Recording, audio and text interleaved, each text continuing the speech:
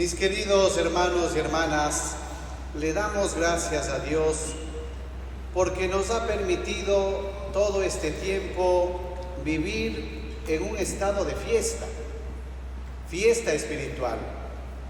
Desde la Pascua hemos vivido el tiempo pascual en alegría, hemos vivido la ascensión del Señor, hemos celebrado Pentecostés, hemos celebrado a Jesús sumo y eterno sacerdote, a la Santísima Trinidad, y hemos celebrado el día viernes la fiesta del Sacratísimo Corazón de Jesús, que para nuestra parroquia tiene una especial importancia, porque Él es el patrono principal de esta parroquia. Ayer celebrábamos el Inmaculado Corazón de María.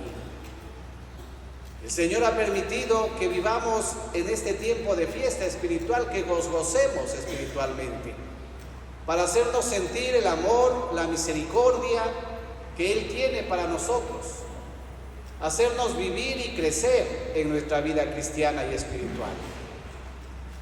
Y hoy que celebramos este 10º domingo del tiempo ordinario, la palabra de Dios nos invita a la esperanza, a saber esperar la vida eterna, la salvación, el perdón que Dios tiene para nosotros. La primera lectura tomada del libro del Génesis, en esta imagen tan hermosa que pone el autor sagrado del libro sobre la creación del mundo, pero también sobre cómo entra el primer pecado a la humanidad, nos presenta precisamente esto: Adán y Eva que se separan del proyecto de Dios, Adán y Eva que rechazan a Dios, desobedecen y se dejan envolver por las mentiras de Satanás. Vemos nosotros cómo la imagen nos muestra que Dios tenía una relación muy especial con el hombre. Da la impresión, en términos para poder entender, que Dios bajaba al Edén, al jardín, para estar con el hombre, para gozarse de su creación. Y cuando esto sucede, llegado el momento, después de que desobedecen Adán y Eva, se esconden, porque tienen vergüenza y se apartan de Dios. Dios los busca hasta que los encuentra y les dice: ¿por qué se esconden? Responden ellos: es que estamos desnudos y nos da vergüenza. ¿Quién te ha dicho que estabas desnudo? ¿Has desobedecido lo que yo te mandé? Y empieza, fíjense ustedes, la culpabilidad. ¿De quién es? La mujer que me diste por compañera, ella me engañó y comí. A la mujer le dirá también: la serpiente fue la que me engañó y comí. La realidad del pecado, mis queridos hermanos, sobre todo del orgullo y la soberbia, que no nos permite reconocer nuestros errores, nuestro pecado, y nos lleva a querer siempre justificar nuestros actos. No, yo no fui, es que, no, yo no soy, es que. Y empezamos entonces a buscar culpables. Y en el hogar entonces la que tiene la culpa es ella, la mujer, ella tiene la culpa. Y la esposa dirá: no, el que tiene la culpa es él es el que tiene la culpa. Y los padres dirán entonces: no, los que tienen la culpa son los hijos. Y los hijos también de pronto dirán: no, los padres son los culpables. Porque así nos andamos justificando, así nos pasamos justificando de nuestros errores, de nuestros delitos, de nuestro pecado. Hoy la palabra de Dios nos invita a reconocernos humildemente que somos pecadores, a no dejarnos engañar por este demonio, porque fíjense cómo Satanás le engaña para que peque a Adán y Eva, y luego les hace entrar en vergüenza para que se escondan de Dios. Esto hace el demonio también con nosotros hoy. Nos hace pecar, nos hace alejarnos de Dios y después no queremos volver a sentir la mirada de Dios, nos escondemos de Dios, nos escondemos del Señor. Pero qué hermoso es ver cómo Dios quiere salir siempre al encuentro del hombre.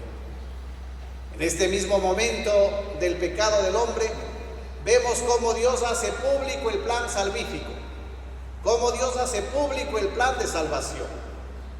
Cuando en la sentencia a Satanás, personificado en la serpiente, le dice: pondré enemistad entre ti, la serpiente, el demonio, y la mujer, entre tu linaje, es decir, entre toda la descendencia tuya del mal, que es más mal que es pecado, y la descendencia de la mujer, que es Jesús.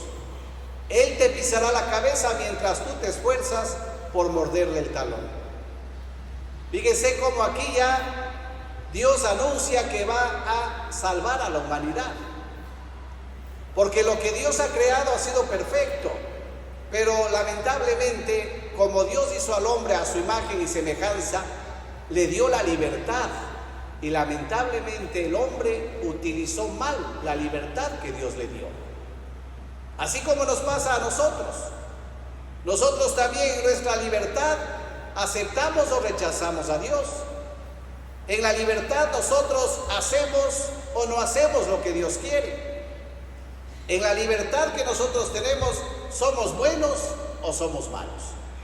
Nadie nos obliga a nada.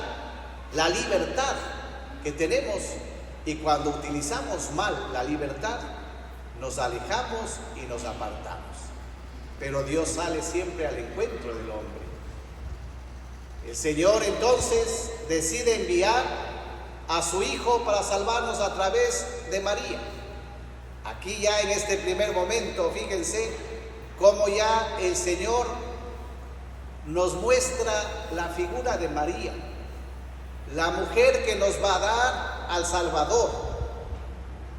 Y por eso es hermoso ver cómo Dios desde este momento empieza a preparar paso a paso la venida de su Hijo. No es casualidad, mis queridos hermanos, que el Señor haya nacido hace poco más de 2000 años.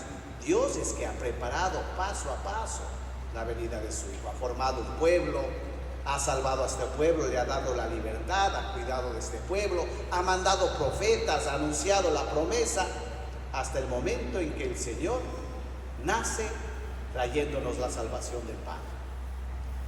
La segunda lectura precisamente nos habla de esto, de la salvación que nos alcanza el Señor Jesús con su muerte, pero sobre todo con su resurrección. Por eso nos dice que Cristo ha resucitado, para que nosotros también resucitemos. Si Cristo ha resucitado, nosotros también tenemos que resucitar. Allí está, mis queridos hermanos, lo esencial de nuestra fe. Si no, vana sería nuestra fe, nos dirá el mismo San Pablo. La resurrección de Cristo es la espera de una vida plena que no está aquí en este mundo. Por eso es que todos nosotros caminamos en esta tierra, en este peregrinar, pero nuestros pasos se dirigen a eso, a la resurrección final, a experimentar la vida eterna. Claro que esta vida eterna no nos va a llegar como algo que sorprende en ese momento, ¿no? La vida eterna la tenemos que alcanzar nosotros todos los días, la tenemos que trabajar nosotros todos los días, y será de acuerdo a nuestra vivencia cristiana y espiritual la que vayamos alcanzando de la vida eterna. Mis queridos hermanos, nos invita San Pablo a no quedarnos mirando solamente las cosas de este mundo, lo que vemos, lo que palpamos, porque todo esto es pasajero, dice. En cambio, lo que no vemos, es decir, lo que nos invita a creer la fe, eso es lo que tenemos nosotros que aprender a apreciar, lo que nos invita a creer la fe. Pues eso precisamente, la vida eterna, la resurrección, el cielo. A creer que eso es verdad, no es una utopía, no es cosa de curas y de monjas. A veces pensamos, a veces decimos que el cielo está aquí mismo en la tierra, que el infierno está aquí mismo en la tierra. Como decían los romanos y los del mundo antiguo, comamos y bebamos que mañana moriremos. Es decir, no tener esperanza. La esperanza está en la vida eterna. Y esto lo tenemos que alcanzar, ganar con nuestra vida diaria, llevando adelante las buenas obras, sobre todo la obra del amor. El Evangelio, mis queridos hermanos, nos presenta a nosotros a Jesús que llega a su pueblo y entra en una casa a predicar. Y la gente que lo oye piensa que está loco y por eso van a llamar a María y a sus parientes para que le recojan de la casa porque está diciendo cosas medias extrañas. Y mientras está allí, los fariseos, movidos por el espíritu maligno, acusan a Jesús de que es del demonio y que por ser del demonio tiene la capacidad de expulsar al demonio, porque el Señor había expulsado espíritus inmundos de mucha gente, había liberado a muchos de los espíritus malos. Y el Señor les dirá, poniéndoles ejemplos, ¿qué reino dividido va a subsistir? Ningún reino dividido puede subsistir. Ninguna familia dividida puede subsistir. Por lo tanto, Satanás no puede ponerse en contra de él mismo porque llegará a su fin, haciéndoles ver el error que tienen de juzgarle de esta manera. Y lo terrible que les dirá, ¿no? El peor pecado que no va a ser perdonado es el que va precisamente en contra del Espíritu Santo. Porque mientras el Espíritu Santo quiere acercar al hombre a Dios, el oponerse a este movimiento del Espíritu Santo es negarse a la salvación de Cristo. Por eso es el peor pecado. Y estos que le acusan al Señor, estos escribas que le acusan al Señor de ser endemoniado, tenían el espíritu inmundo. Por eso les dice eso. Es el peor pecado. No van a poder salvarse. Por eso, mis queridos hermanos, el Señor con esto a nosotros nos invita a dejarnos inspirar siempre del Espíritu Santo para que Él nos guíe, para que Él nos lleve al encuentro de Jesús y experimentemos así la salvación. Luego llegan la mamá María y llegan los parientes de Jesús a buscarle y le dirán a Jesús, oye Señor, allá afuera están tu madre y tus hermanos.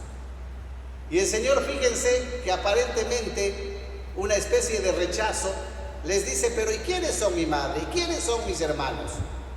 Y señalando a los que escuchaban, a los que estaban oyendo su predicación, dice, estos son mi madre y mis hermanos. Los que escuchan la palabra de Dios y la ponen en práctica, los que hacen la voluntad de Dios, estos son mi madre, mi hermano y mi hermana.